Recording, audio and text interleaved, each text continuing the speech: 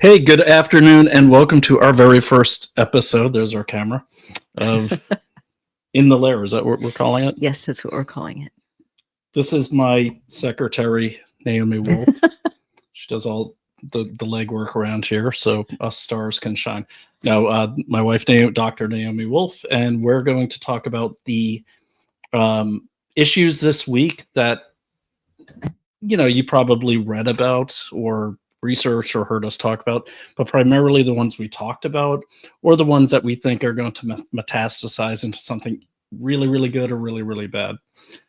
And I will let you say whatever you want. It's your show too. Sure. Well, I thought we should explain to this audience what I just explained about why we're calling it In the Lair. Like, where are we? So just give you a little background. We're in a little house in the middle of the woods somewhere in the Hudson Valley. But it's kind of more like in a swamp, and it's our home, and it is probably not even a farmhouse. We don't really know what it was built for. It's a whorehouse. We do think it was a house of prostitution. It's not currently a whorehouse, darling. It's not currently a whorehouse. But this whole area, I was explaining. It's not a whorehouse. Just making that clear.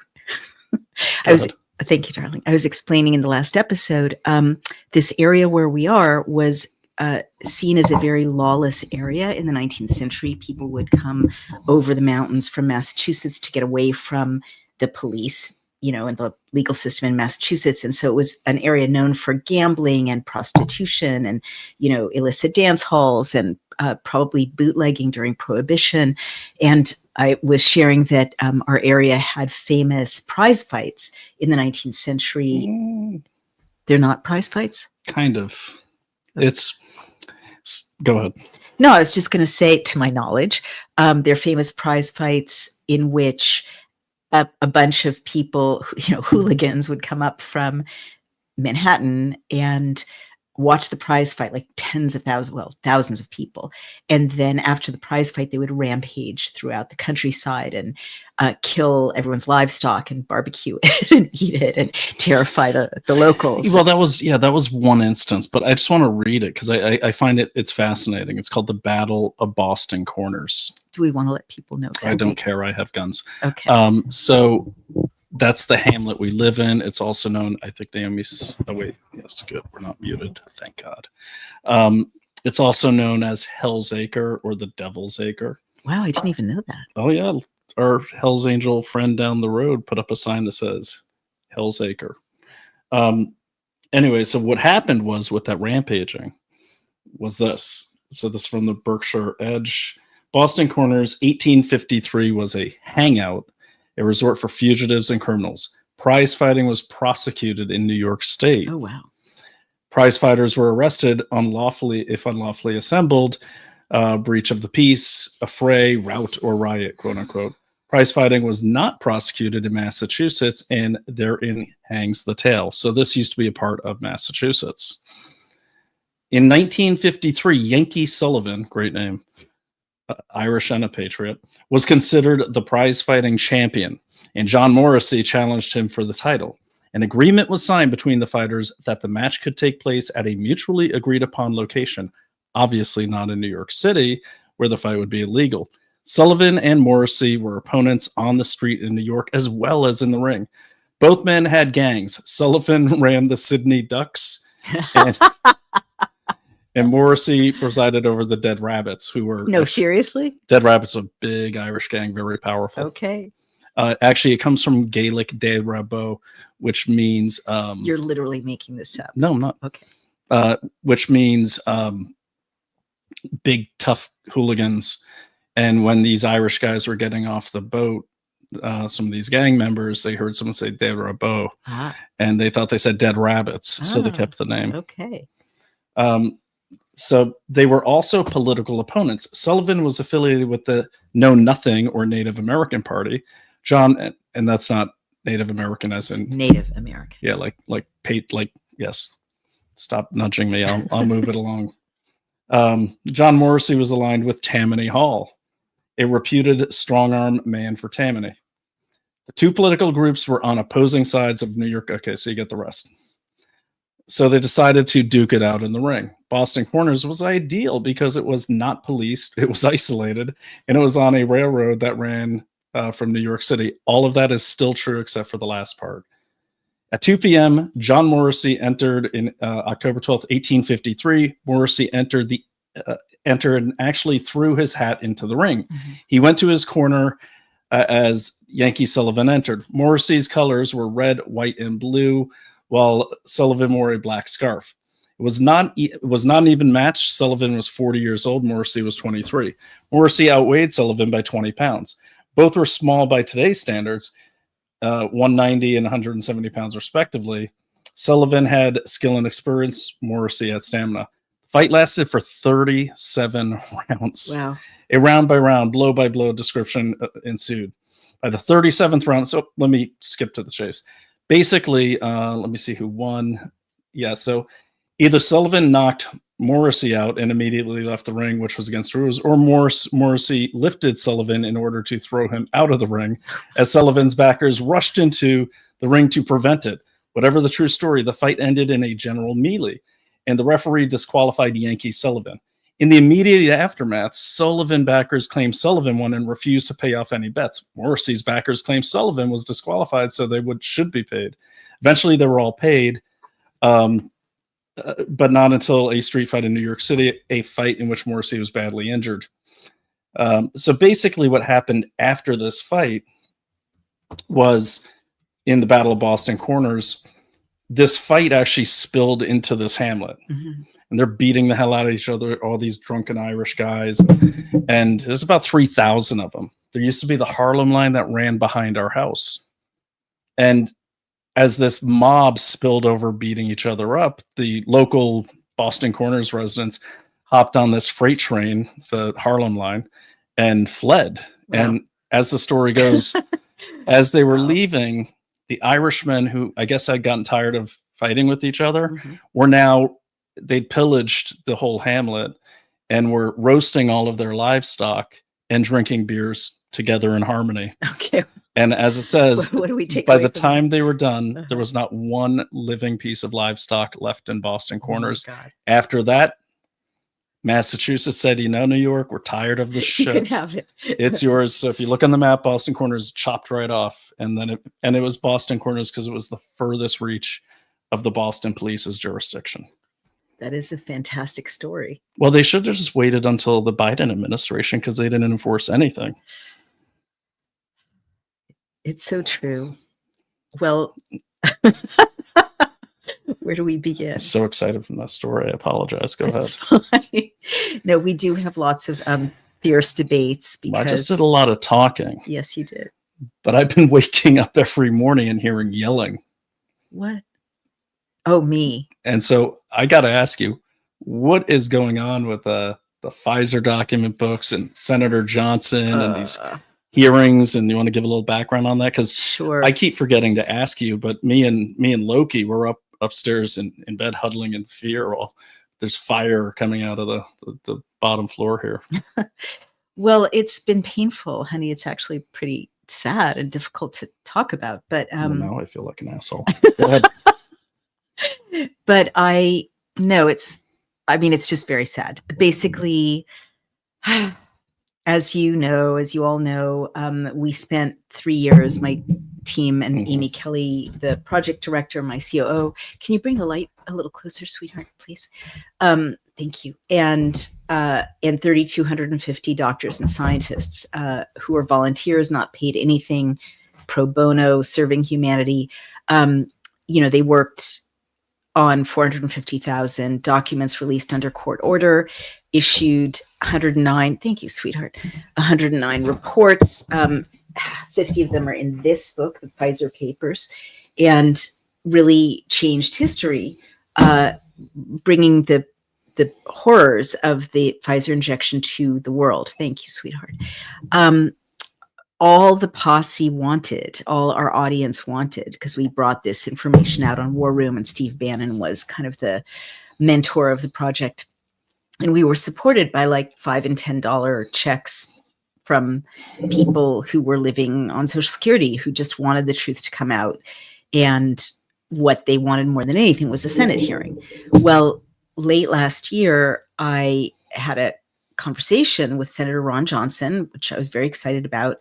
And he was aware of our work, and we talked about what would be the most impactful of the reports to focus on in a potential hearing. This was after the election, before the inauguration. And I said, well, you definitely want to focus on this politically explosive story of a cover-up of myocarditis at the highest levels of the Biden administration. Dr. Walensky, Dr. Fauci, head of HHS, Alex Azar, 15 White House staffers. I remember it was a huge story. The effort was huge. I mean, so just to update people, if I may, and I also said the other really impactful story is that Pfizer intentionally delayed the release of the statement or the conclusion that the vaccine had efficacy, which turned out not to, but they were able to conclude that, but they delayed the announcement of that until after the 2020 election. So disadvantaging then President Trump, advantaging the challenger, Joe Biden. Well, these were very explosive stories. So much to my astonishment, this past week, Senator Johnson held a hearing that is being widely covered by news media all around the world, American legacy media, independent media, in which he told the story of what we found in Report 76 and the other 2 reports that he drew on, including Dr. Carol Tichetta's essay about an absence of a black box warning that the FDA was supposed to put on the injection because of the severity of the side effects. And Ed Berkovich's FOIAs, he's a lawyer, he FOIA'd all these emails in 2023, very laboriously, got almost 500 pages of documents. And then he and Amy Kelly, the project director, my COO, did 5 articles, 5 reports on what they found, which I presented in 2023, blowing this story open. Well, they were not invited to testify. 5 other people were invited to testify who had nothing to do with that set of findings. Some of them very distinguished, like Dr. Peter McCullough, one of the great dissident doctors. But the people who actually did the work and broke the story were not invited to testify. And they were barely, 2 out of 3 of them were not credited at all. Senator Johnson gave us a verbal, greeting basically in his opening remarks. I think me and Amy Kelly and maybe Ed Berkovich, and Ed has a footnote, which is not directly related to the whole story, but the whole hearing was, and their 50 plus page Senate report was basically built on the work that my team did. Yeah. And pardon me, may I just say for the record, Dr. Jayanthe Kunadasan and Dr. Carol Ticetta were not mentioned at all. And I can't help noticing, I know this audience often doesn't like it when I talk about, gender or race, but I can't help noticing that the people whose unbelievably laborious work was sidelined and lost to history happen to be, brown and white women overwhelmingly, and one man, and all the people in the hearing were men, white men. So it's maybe coincidental, but unfortunate. These incredible researchers had their work appropriated, and it was very disappointing. And then horribly, at the same time, Representative Jim Jordan, Republican of Ohio, is announcing on the Senate Judiciary Committee website that they're doing a big investigation of a huge story of Pfizer slow walking the statement of the efficacy of the vaccine until after the election. Zero credit. And it's getting, of course, covered by Gateway Pundit and CNN and the Daily Mail. No one has credited the author, Dr. Jayanthe Kunadasan, and our author or our project. No one. So this is two giant, hearings, investigations, a hearing and an investigation on Capitol Hill this week, getting global news, and basically elected officials are taking credit for our team's work.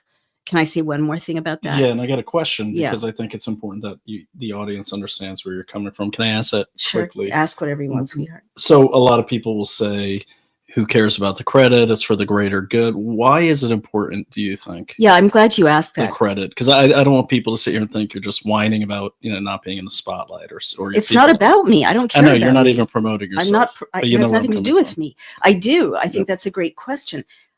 I do wonder if it was a distinguished male doctor who had worked for nearly 3 years for no money to do something truly historic, if people would ask the same thing. But let me just speak to it, okay? Because honestly, I do think gender is a factor here, because women's work is so routinely erased. Women's innovations and their breakthroughs, the whole history of science and medicine is that their achievements are co-opted. But let me speak to that without genderizing it, because I know people prefer it when I don't in this audience. Here's why. It's not just credit. It's safety and it's resources. And let me tell you exactly what I mean. Dr. Kunadasan, when she broke her story, and I interviewed her again this morning about it. She talked about how terrifying it was. She was in Australia, one of the most severely locked down countries in the world, where there were quarantine camps and people were, being like, they're now being arrested for things they say on social media, right? Like just like the UK, such severe punishments for not falling in line with the lockdowns and the vaccines. And she had been fired from her job, what she calls mandated out, before she joined our project because she wouldn't take the vaccine. Then she joined our project and she found the things that she found. And she realized, this was 2023, that she was going to have to take on the government of the United States of America. The same government that had deplatformed me, and smeared me, deplatformed Dr. McCullough, deplatformed Dr. Bhattacharya, and the most powerful entity on earth. And she had no war chest of, to pay lawyers and lawfare. She was completely vulnerable. As she was doing this work, she was threatened by her medical licensing board with being delicensed. So in addition to losing her job, she was being threatened with losing the ability ever to have a livelihood. Right. She doesn't come she wasn't born with a silver spoon in her mouth. Her parents, she came from a modest background, immigrant to Australia. She had nothing handed to her. She, through hard work, got 4 medical degrees. And in a state of great fear and very modest resources. Like many of our volunteers were living on their savings because they'd been fired, right? They couldn't get jobs. Yes, you included. Me included. She took on the greatest power on earth to tell the truth. And she did it in a context where her own government could have punished her severely. Oh, yeah. So can I just say, she did that at that time. Dr. Tachetta did the same thing with her courage. Ed Berkovich, a lawyer, did the same thing with his FOIA, his courage. Amy Kelly, could have had a flourishing job at like 3 times the amount in the private sector. She undertook to oversee this. We were all scared. You remember that time? I was scared. Everyone was scared. We didn't have, if we were lawfared against, we were getting death threats, every month. You deal with my death threats. I don't even know how many death threats I get. It's absolutely terrifying. Cybersecurity issues, IRS issues. I got audited 5 times. Like everyone was scared, and none of us had the power of the United States government behind us. But at that time, when we were breaking these stories on War Room, and the audience of War Room and Daily Clout was aware of them, Senator Johnson didn't help us. And Representative Jim Jordan didn't help us, and they barely spoke out. I mean, Senator Johnson had some hearings about vaccine injury. God bless him at that time, but literally we were alone, with Bannon. That was it. We were alone with Bannon and a lot of moms and dads who are, blessing us on this project. Well, right. But we didn't have money. We didn't have backers. We didn't have resources, but we had lawfare, IRS scrutiny, threats from the government, censorship, so et cetera. The credit's important because it protects us. Yeah. So like I've always told you, there were times when Naomi said, I just want to stop doing this. I'm so tired. And everyone, there's a lot of people like this, like Jordan, who just use their stuff. And I said, well, you kind of have to, from a security standpoint, you have to stay public and loud, because if you fade into obscurity, I would always tell her, then you could get disappeared and no one will miss you. So I see where the security comes in. Yeah, that's not a very cozy sentence, baby, but I know you are just trying to keep me alive. Yeah, absolutely. Yeah, well, that's the kind of thing we deal with. We don't have security like they have at the Capitol. So the point is, if there had been a hearing at which the authors of what they were having a hearing about were present, and they were getting global recognition, it would have protected Jayanthi from the Australian government. It would protect all these people.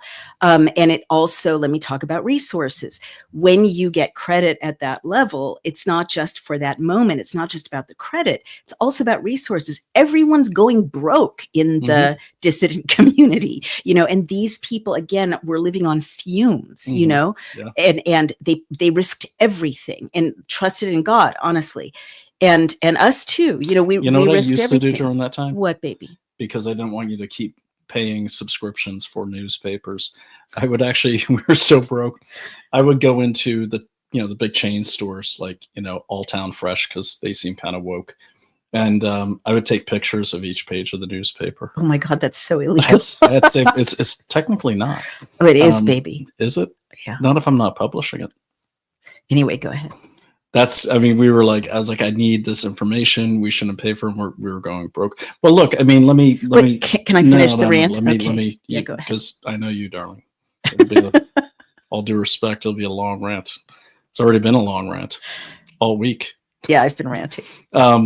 But the question I want to ask you, and this is kind of a setup question, but isn't it possible these witnesses also did the research and put together like these percentage numbers just by reading the Pfizer documents themselves? Oh my God. My head's going to explode. Just to finish the last point I wanted to make, like when you get recognized at that level, you get things like speaking engagements and book contracts, and you can live, you can survive. Pay off those credit cards. Exactly. Yeah. And you get jobs, like these people were forced into unemployment. So it's very evil. The other reason has to do with history. I mean, these people with nothing. I mean, the story of this group took on two of the greatest powers on earth and really won. And now they're being written out of history. So some little girl or little boy in Malaysia or Singapore or Australia is never going to see Dr. Jayanthi Kunadasan on Capitol Hill finally triumphing with the power of her work, or Ed Berkovich or Amy Kelly, this woman Flowers, who all these fought guys, for yeah. 3 years at the labor, Chris Flowers. The history will not witness that. But on my other thing, though, this is because I think people will argue some of these witnesses. And by the way, you said Peter McCullough was actually very decent and noble, right? Well, it shouldn't be. I mean, yes, he had integrity, but he basically, yes, I want to thank him. He fully credited us in a blog prior to the Senate hearing. But let me just say, with all great respect and appreciation for Dr. McCullough, the last thing I want to say about credit is it's not optional, because journalistically and academically, you have to do that. That's journalistic ethics. It's academic ethics. You can't take people's work and call it your own. It's almost plagiarism. It may kind of be plagiarism. I haven't gone side by side. You have to credit people. But don't we also just call that legacy media? Yes, but the way I was trained as a journalist, you're really supposed to credit the person who broke the story.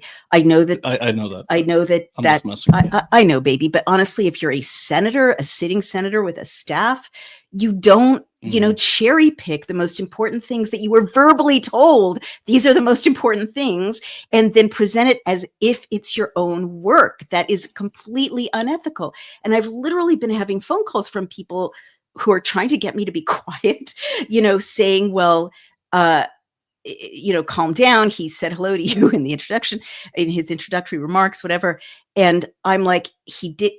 If you're trained as a journalist, academic ethics, journalistic ethics, you credit someone when you use their work every single time. And a, hello, thank you is an acknowledgement. It is not a citation. And so it's very unethical. And so crediting us isn't like optional. It's extremely unethical to use someone's work and not credit them. President Biden got in a lot of trouble for, drawing on other people's speeches and so on without quoting or crediting them. It's just extremely unethical. So I kind of want to stop there, except to say I'm highly disappointed and outraged. And I'm outraged on behalf of these authors who,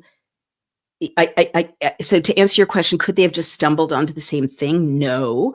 The findings, the findings in each of these stories were not public until my team laboriously either FOIA'd almost 500 pages of emails in the case of Ed Berkovich, or, laboriously, and Jyanti Kunadasan talked about this, hours and hours and hours of detective work, putting this mention together with that mention, because Pfizer concealed the puzzle by kind of chopping it up into, many, many, many different documents. So it took hours of people around the world coordinating globally, right, together as a team to put together this incredibly elaborate puzzle that then both of these men and their staff sauntered in and said, well, look at this, it's our work.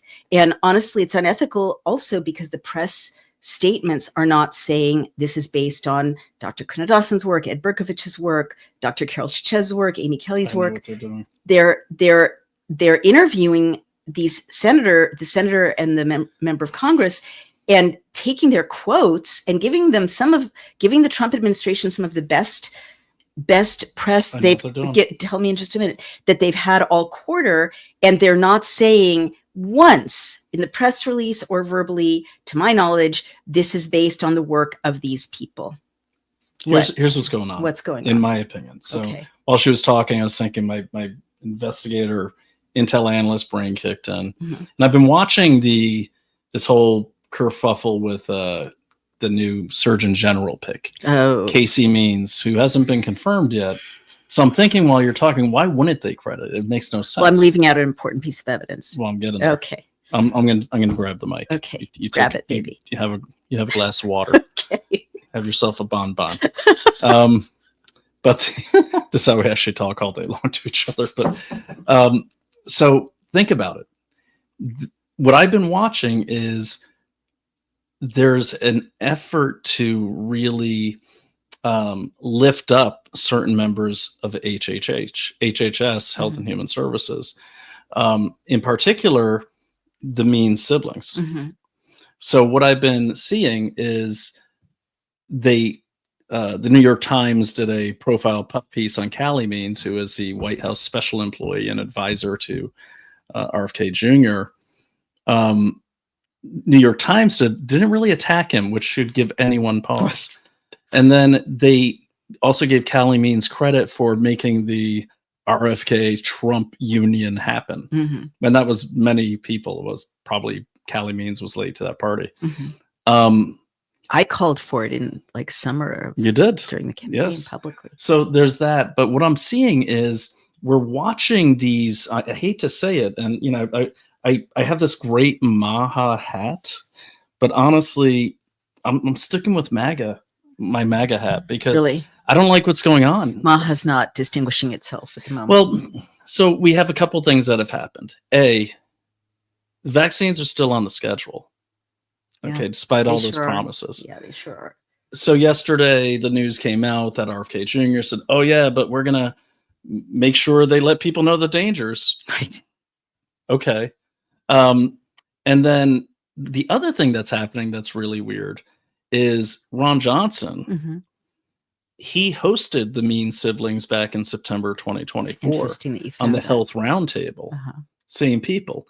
You just wrote a very professional, but very critical Substack about Casey Means called The Imaginary Casey Means. I also broke open some Callie Means.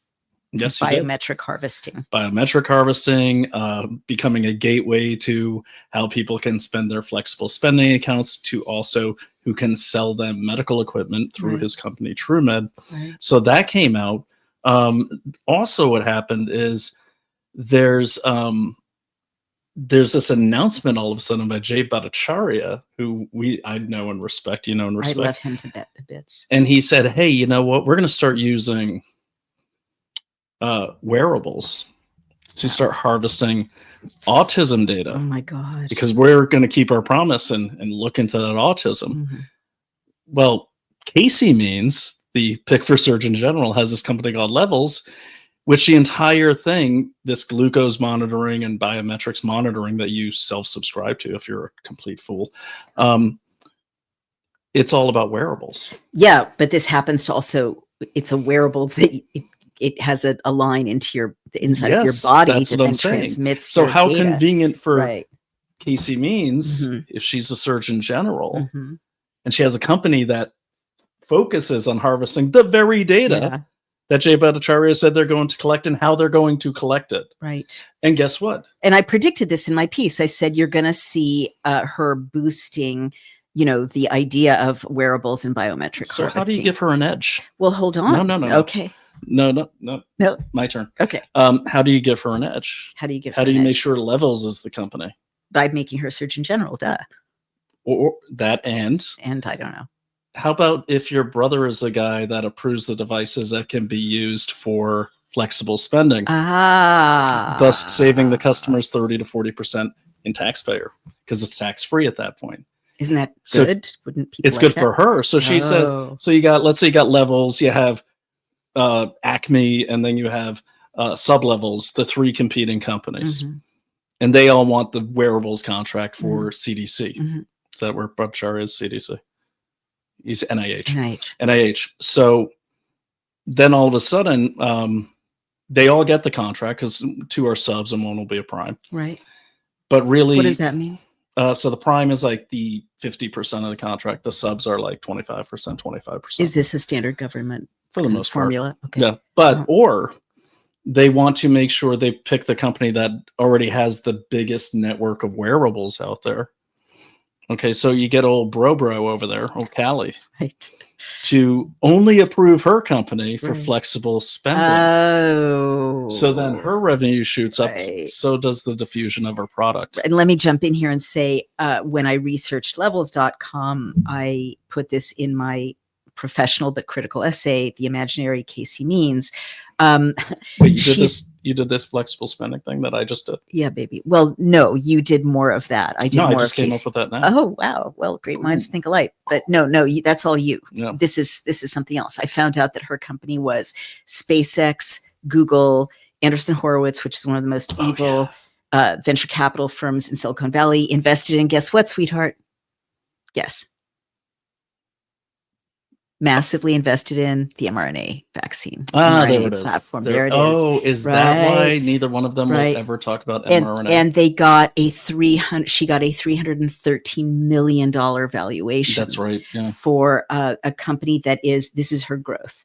It is crazy. You should read her 6 essay. years. My essays, I must say, I'm quite very proud good. of it. Yes. And 80% of her users almost are in Mexico, where healthcare is free.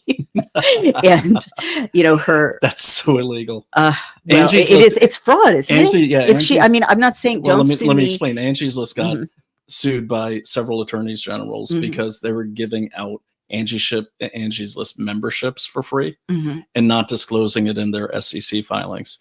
So their entire revenue model is based on membership. Yeah, I mean, it's fraud. I have a company whose totally valuation is based on. It's probably not fraud in Mexico. Right, but the SEC is in the United States. I mean, isn't that, what kind of crime is that? If she's in, I'm not saying it's fraud. And what's if there's a lawyer on the chat, I'd say weigh in, but it's some sort of fraud. Yeah. Well, can I throw in the real clincher, baby? I kind of thought I had the clincher. You had a really good clincher. That was good clinching. I was, clinching like a champ today. You are clinching like a champ. But may I also clinch? Okay. Clinch away. Okay, thank you. So I had assumed that the authors would be invited to the hearing this past Tuesday on Capitol Hill. Right. Guess who was identified in an essay by Leland Lehrman, who is a kind of Maha activist who actually lives here in this community. I was very startled the morning of the hearing. It was an essay saying, hey, everyone, go on down to DC. It's an open hearing. I'd asked to go to the hearing and I'd kind of been brushed off. Turns out it was an open hearing. And, try to get in. And the people who are deciding if you can get in, the people who are granting access to Maha are, guess. The Meanses. Callie Means. Callie Means. And Stephanie Spear. Yep. This guy's a Trojan horse. I'm just going to say it. That's not her opinion or Daily Clout's opinion, but I did not want to get even involved. I don't do a lot of the health stuff. So for all of you that keep DMing me things about the vaccine, I just pass them to Naomi. It's just not what I look at. So as the same way when Naomi asked me on her show last week, she's like, do you want to talk about Casey Means? And I said, I don't even know who that is. She was horrified. But so I started looking into it because I started seeing the Laura Loomer stuff. Then I read her essay, and I'm like, well, from a due diligence standpoint, and what I used to do was and I still do for companies, if there's a merger and acquisition or there's a big political election coming up, I do opposition research. I do due diligence on executive hires. This is a guy that if he was being hired for like CEO or COO or CTO, my report would include my personal summary, which would be do not hire. The reason why is there's just too many conflicts of interest. So many conflicts of interest. And his own company, and now that I'm putting it together with her company, and it's just, the more I see the pattern, I see this kind of feedback loop, this public feedback loop. Right. The Meanses have created, or Callie Means has probably created, because he's more the operator in DC than she is. Where they're all supporting each other, Jillian Michaels, all these people who are invested in their companies. Right. Oh my God. And then they're having them on podcasts and saying, oh, this is your next Surgeon General. Right. And I'm like, and not disclosing their conflicts of interest. She's like, oh, she's my friend, blah, blah, blah. And it gets worse. What? These people look, in my opinion, Callie Means he's trying to grab Washington, D.C. by the ankles. Okay. He's trying to hold it upside down and he's trying to shake out all its loose change. That's really funny. That's what I think he's doing because there's another one. What? Oh, wait, are you going to talk about mushrooms? Hell yeah. Okay, can you give me just a minute? Because I want to read a couple of comments that are very You read the validating. comments. I'll be right back. Okay. I'm just going to get a glass of water. That's absolutely fine. I'm going to get a better hat. So, this is so so supportive. Everyone's being incredibly supportive. But I want to read this. Spence Marcel says about the idea of crediting people for their prior work. Yes, it is basic grad school training. Thank you, Spence Marcel. Like, it's not complicated. It is literally basic grad school training. Thank you. Spence Marcel also says, many of us appreciate your example of not quieting down. Thank you. I'm a paid subscriber to your Outspoken. Thank you. And Daily Clout Substacks. I really appreciate your support. Now, this is very important. I am going to read it. It means a great deal to me. Elizabeth Hansen says, here, let me see if I can show that. As an academic, I'm horrified by their lack of citing sources. And it was you, Naomi, who is really leading the charge toward justice. Thanks to you. Well, thank you, Ms. Hansen. But again, I don't feel this is about me at all. It's about this incredible team of academics, really, of scientists and doctors. And I'm really glad that you said that, because that's what I'm trying to communicate in saying it's not optional. It's not a favor. It's not an ego thing. It is basic academic hygiene, really. Like, you get in a lot of trouble in the academic world if you claim someone else's original work as your own. A lot of trouble. Like, you can be stripped of your degree. Let's see. Plus, that panel would expect the actual authors not to leave anything out in the presentation of facts. Very well said. Thank you. And this is just a nice comment.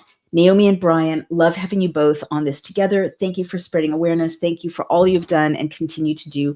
Bless you both. Well, honestly, God has a fantastic sense of humor, I would say, because I really needed a bodyguard and a security expert. I met Brian, for those of you who don't know, about 10 years ago when I was getting death threats for like saying something as radical as don't kill civilians in Gaza or Israel, right? Don't bomb children in Gaza or Israel. And I hired him as a security consultant.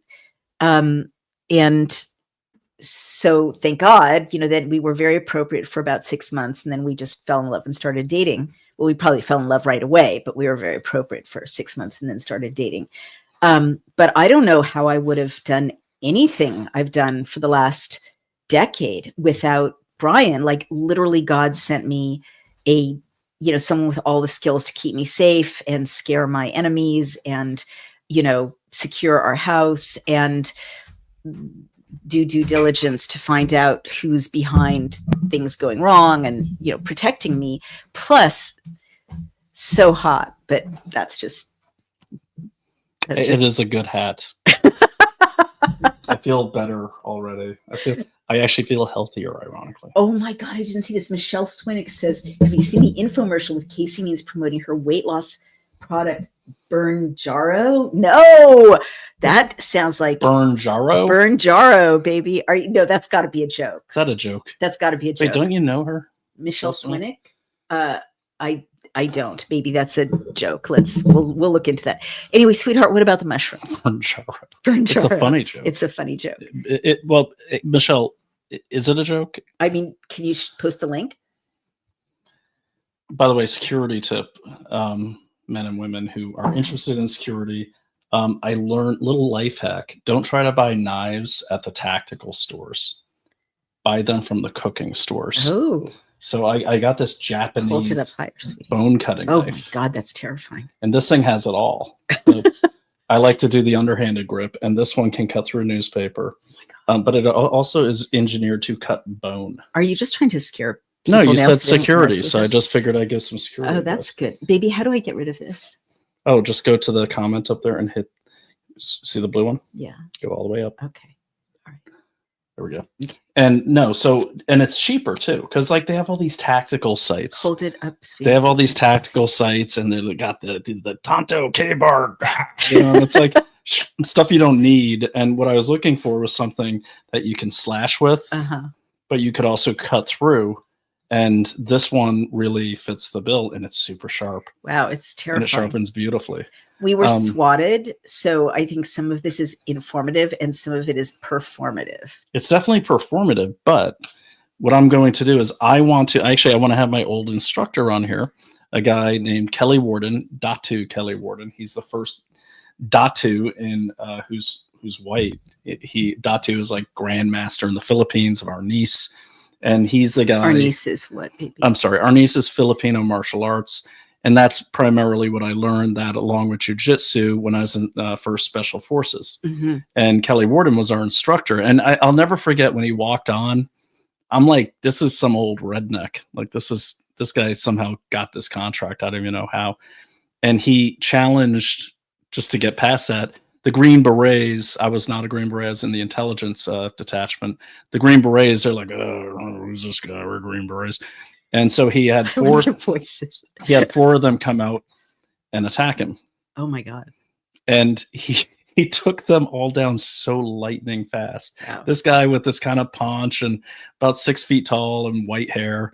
And one guy goes down, and every time they went down, he whips out a plastic knife, practice knife from some other pocket. He's like, boom, boom, boom, boom, boom. And they're all like, like that. So I want to have him come on, and he's actually created his own knives that are so functional. I think it'd be really educational. That sounds wonderful. I don't really get that detour, but it was entertaining and useful. You should watch my show. It's nothing but detours. It's amazing. I live with you. It's nothing. It's amazing. I ever get back to the subject. I did a 5-hour live stream the other night. Can I go back to the subject, sweetheart? You can do whatever you want. You're Naomi Wolf. You own this shit. Thank you, darling. So this is interesting. Michelle Swinick says it's not a joke. It's a YouTube commercial. So that is definitely worth tracking down, Bernjara. But can we go to the mushrooms, honey? Because that's a big story. Yeah, you broke today. And I want to. It's going to circle back to what Michelle's sharing. And thank you, Michelle. Thank you. By the way, send all this stuff if you have it. You can send it to Naomi or myself.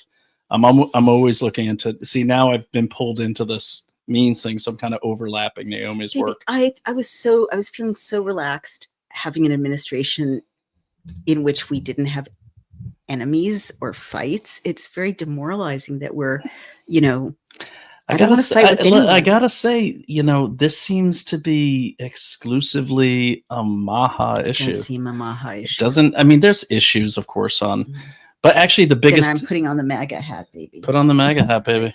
There you go. President Donald J. Trump. This one's for you. I did endorse him. You did. I'm proud of it. I know. Wait. Okay, yeah, go ahead, sweetie. So here's mushrooms. So this is interesting. And by what I was going to say though is the only MAGA issue they've had, the big one. Yeah. I think there's a potential one with Pam Bondi, but that's a different story. But was Mike Waltz. Right. Okay. That's not the only MAGA issue. But that's the biggest MAGA, I don't know. Personnel wise, absolutely. Think about it. I think there are much bigger issues. I mean, personnel wise, I think Doge stealing everyone's data is totally much disagree bigger with you on that. Well, can we devote another episode to that argument? We can. I will. Okay. Yes. Great. I totally stand with Elon Musk and everything he's doing. Totally horrified by him sucking all the data. Well, here's where I'm pissed off. They didn't put any of those cuts into the new beautiful bill. What is the name of that bill? I find it so infantilizing that it's being called the Big Beautiful Bill. Baby, it's B cubed. That's the official name, B3. Okay. Big Beautiful Bill. Okay. So, but yeah, so anyways, Mike Waltz, who was a big issue, he did the whole Signal Gate. He leaked to a reporter twice. Definitely not an accident. Well, his sister-in-law is that Jeanette Neshewat, the first pick, right? And it's also rumored that Callie Means was the one that shoved Mike Waltz into the administration. Oh, you kind of seeing a pattern here? Oh, well, that's a rumor, honey. Till it's confirmed, we can't really. Yeah, but our rumor guy. Yeah. Our guy. That's all I'll say is our guy. Oh, he's a good source. He's plugged in because he's a big donor in that area. Really? Yes. Oh. So, and he gives me all the dirt. I just can't reveal his name or her name. But anyways, mushrooms. So we're talking about this kind of engineering Callie Means. I'm going to say Callie Means because I haven't heard much from her. I think she's being shoved up there right by Callie and his dad.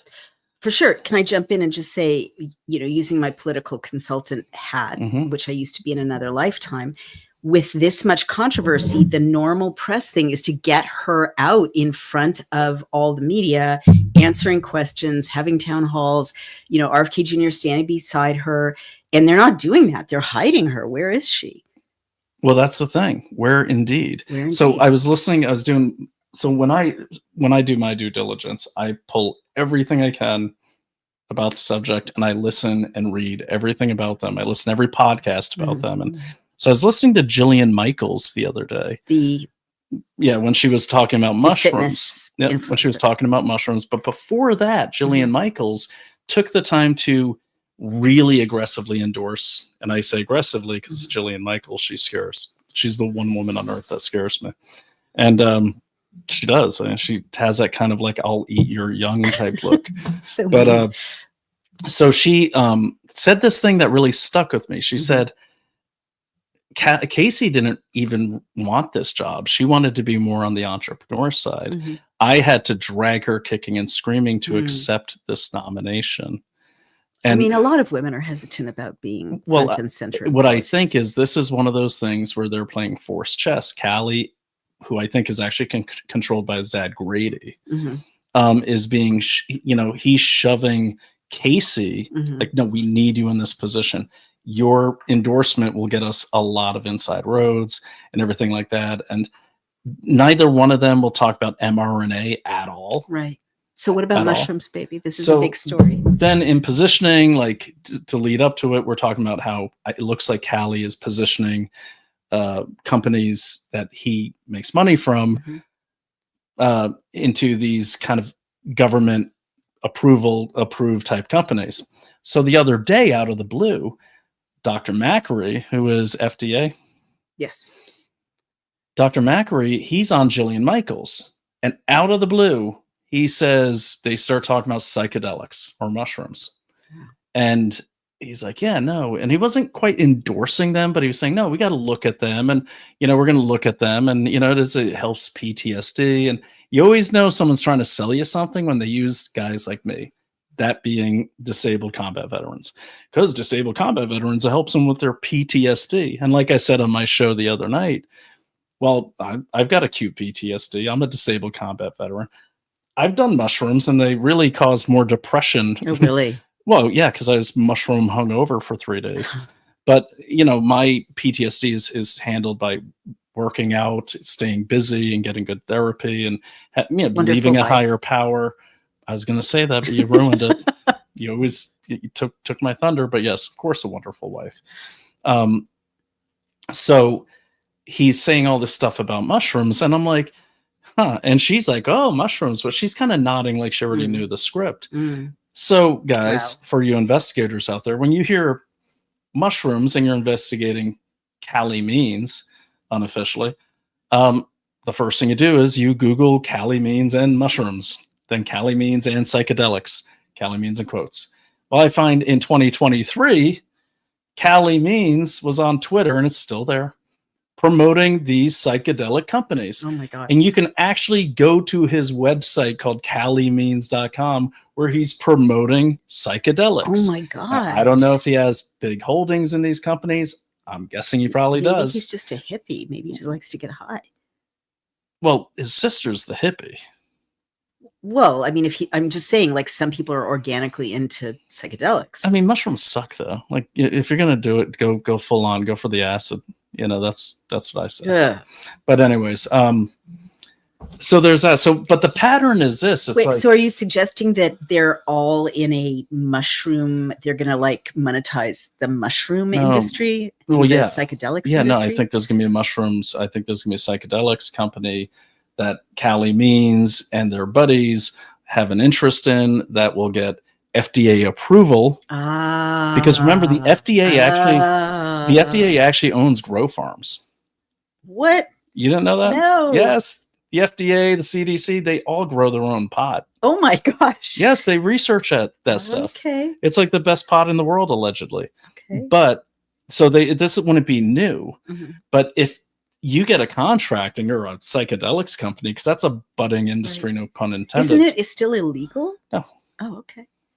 remember that 13-year-old kid gave me some mushrooms out there in Oregon, and then he said, peace, and I was like, thanks, dude. And yeah, just kidding. Okay. So yeah, but what I'm seeing is the pattern is this. Government says this is good for you. Right. We happen to have a company. Right. Government says this is good. We happen to have a company. Right. They have an app for that. Right. Well, you're making sense, because I remember how overnight, and I saw this with Bill Cam, where we track legislation, every state, boom, boom, boom, boom, boom, legalized marijuana. Mm-hmm. And then these fabulous looking, highly branded, each one special and different marijuana stores opened overnight everywhere. And then there was the pandemic, where everyone sat around getting high. Because they didn't close pot stores. Because they didn't close pot stores. And now human behavior is very different. Like, community has fragmented. People have lost their will to work. People don't care about human contact. Wait, baby. But it made billions of dollars for the venture capitalists who invest in cannabis. Now they're going to do the same with psychedelics. Well, let's think about this too. What? Now, first of all, let me just say this. I don't think either Callie or Casey Means are smart enough or over the horizon enough to really be these dark overlords that seek to subvert humankind. I think they're opportunists. I think they're those fish on the side of those whales that suck off the algae. Okay. So I don't think they're the whale. But what I am saying is, let's think about the history of LSD. CIA. Why was LSD created? I forgot. Wasn't it created for mind control experiments? Yes, it was. So now you have just spitballing here, haven't done the research, got a bunch of people on psychedelics. Once you approve psychedelic mushrooms, of course acid's going to be approved, because it's a more controllable substance. They're going to put it in our water. They're monitoring everyone who's on psychedelics. Oh my God. If they can monitor you because you actually stick this Oh my God. They can control you potentially. Oh my God, you're right. It's like an army of Manchurian candidates. Oh my God. And if you want some commanders in the field, check this out. What? This is Do you know scary. the Surgeon General has her own de facto army? Really? Yeah, it's like the Medical Volunteer Corps, and they're all in uniform. Go to the website. Wow. Yeah. Well, we have a really special message from Blue Wolf 2000. I love Blue Wolf. He's one of mine. Oh, awesome. Hello, Naomi. I'm part of the DC War Room volunteer group, Daily Clout War Room volunteer He's one of yours group. too. Just wanted to say hello to you and Brian. Brian will know me from his side of Roger. Yes. So nice to see you, Blue Wolf. friend. I've got an email from Blue Wolf. Nice. Blue Wolf, that email you sent me months ago that I couldn't help you with, she might be able to, so I'm going to send it over to her. I affectionately call you Mrs. Brian when I greet Brian on his show. I would like to be Mrs. Brian. That's really sweet. You do say Mrs. O'Shea when you're getting an Airbnb because you don't want them to see your Naomi Wolf. That's true. You're scared of what will happen to us. So yeah. Thanks, Blue Wolf, and thanks for tuning in. Thank you so much, and thanks for the work you did with the War Room Daily Clout I should researchers. make sure none of my darling, we are almost out of time. And I just want to say, guys, go to I like Sino. Let me see here. Oh, you already read that one. Sino's great. Mm-hmm. And then, did you read all of these? I did. I read many of them, but not all of them. Swinnick, thank you for tuning in. Time, sweetheart. Spence Marcel, great advice. Okay. Oh, nice. Brian, your investigator. That's Thank really you. nice. I really appreciate that. Watch your really analysis sweet. On the insurance CEO death. Yes. And sorry, there haven't been any more updates on the Luigi Mangione, Brian Thompson case. But for everyone who doesn't know that case, I'm sure the headlines. I will say this, where I stand now, based on my investigation, I don't think New York or the feds can even put Luigi Mangione in New York in December. Wow. Go check out my Substack at brianocshea.substack. Darling, I'm so sorry, but I have to wrap it up for Shabbat. Wait. We only have a few minutes before Shabbat. And I'm keeping Shabbat these days. Hello, Naomi. There we go. There's Blue N. That's fine. It's all of them. Okay, so really quickly, Naomi. Yes, baby. I want to tell you really quickly about one thing we're going to be discussing on Investigate Everything over the next couple of weeks. One Health. Oh, yes. Okay. One Health is the kind of approach to public health that the sociopathic evil overlords in public health want to switch. It's like a paradigm shift they want to do in public health. Right now, we treat and we isolate the afflicted and the infected. What One Health does, it's a holistic approach to medicine that believes that animal health and human health and environmental health aren't inextricably linked. It's very important. No, hold on. Okay, baby. Now, in 4 speeches Yes. that I found of Casey Means, she uses that animal health and human health and environmental health. You heard it here first, and I could be wrong. Oh it is my belief that Casey Means is the Trojan horse for the For global health community to get back into our health system, because don't forget, the WHO just adopted a pandemic treaty this past week without the United States. Now, they haven't signed it yet, but they adopted it. Underneath that treaty, it's all based on One Health. What is One Health? One Health basically means this.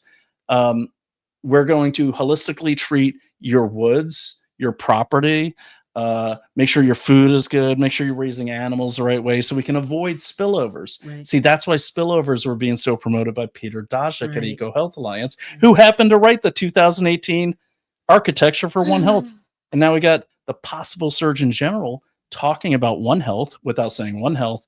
And I noticed on all of the HHS websites, CDC, FDA, they haven't removed One Health, which is really just a Mao style subversion of our country.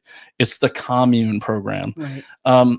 They haven't removed these from HHS. Just rebranding. They've updated them. That's terrible. So anyways, guys, Baby, that's all I got. This is super important, but we'll have to save it for I'm not doing Shabbat. Episode.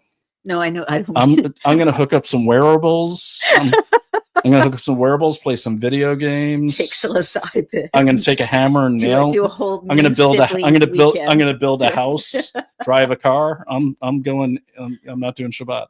Okay, well, baby, you're going to do Shabbat without doing Shabbat. You can't do Shabbat without doing Shabbat. Meaning, I love Shabbat, by the way, and I love the Jewish communities she's introduced me to. They're great.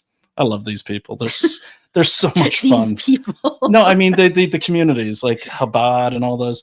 They're just so much fun. I mean, I'm an Irish Catholic guy. I'm sorry, Catholic Church was not that much fun. No offense, Catholic Church. Okay. I wonder how many people we've just offended. But I've offended. Okay, baby. They'll be back for more. No, baby, you won't observe Shabbat the way I'm going to observe Shabbat. But when I light the candles, I'm going to observe you observing Shabbat. Yeah, but I mean, Shabbat is ushered in by the woman in the household. And so when I light the candles, I'm bringing Shabbat into the household, whether say Jewish faith ahead of its time, whether you think you're participating or not. No, I participate. I actually did the prayer last week. I like it. Good. Well, I like your stuff. You don't like Irish Catholic. What are you talking about? I like Jesus. Jesus is awesome, but on that note, contrary to local belief, no, he is God, and he is the Son of God. But we don't have to get into that. That's another deep conversation for late at night. It's not that deep. We're right, you're wrong, and that's okay. Well, you guess, horrible. Hey, baby. Yes, baby. You're not there yet. Okay. But let's not end on a note of blasphemy. We hope you. That's not blasphemy. Okay, well, it is to us. Oh my God. Jesus Christ, what's wrong with you? That's not funny. That's taking your Lord's name in vain. That is not funny, baby. He looks at it as marketing. Stop. Sorry. I really am a confirmed Catholic, so okay. Yes. Okay. Thanks, guys. You open our eyes. All right. That's a beautiful note to end on. And thank you. And if you want to support our work, we really need your support. Yes, James Greens. No, Jews and Catholic. What? So we got true. Spence Marshall says from a recovered Catholic. True. See? And then Jews and Catholics could meet in the Jehovah's Witnesses. That's kind of funny. I feel like we're just offending. Thanks, guys. Open our eyes. That's great. I feel like we're watching Lucy and Ricardo.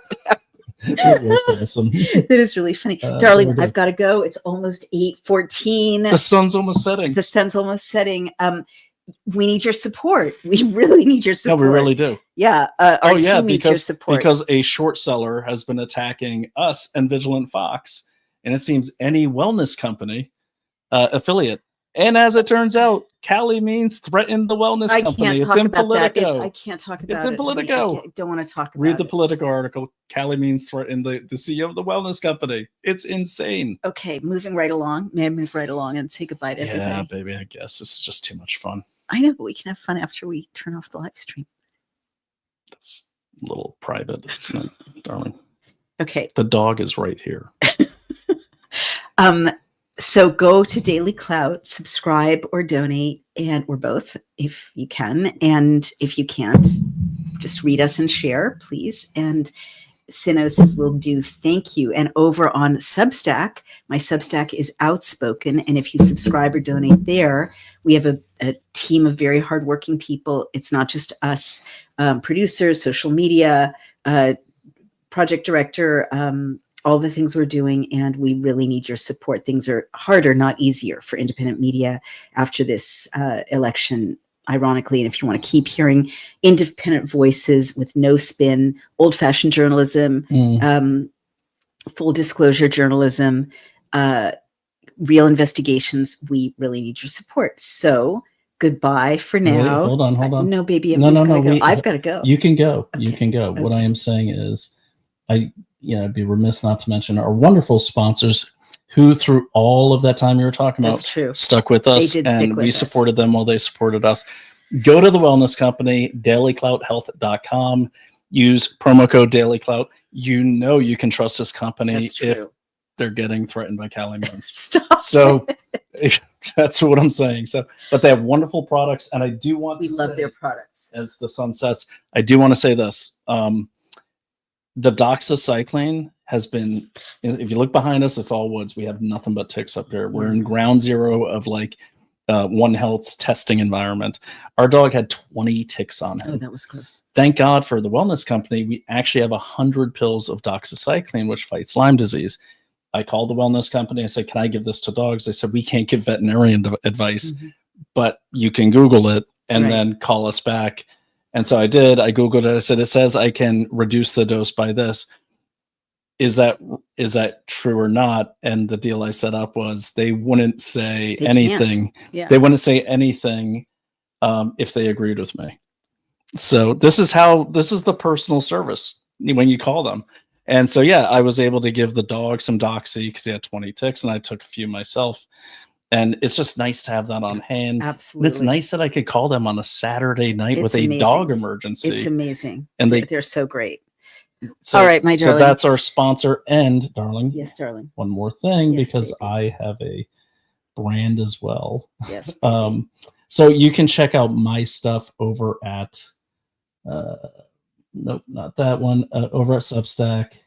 There we go. It is. Okay, it's scrolling along the bottom. Investigate everything on Substack. Go to brianoshea.substack.com. Definitely check out the Mangione case. This is important. This is important. It's not about Mangione. It's about our justice system. And I'm on X at Brian O'Shea SPI. And before we go, I want to read a Samuel Taylor Coleridge poem. We gotta go, baby. The Rime of the Ancient Mariner. Shalom, everyone. It is wonderful to be with you. All right, guys. Thank you. Love you. And come back next Friday. That's right. All right, everyone. Bye-bye. Have a great weekend.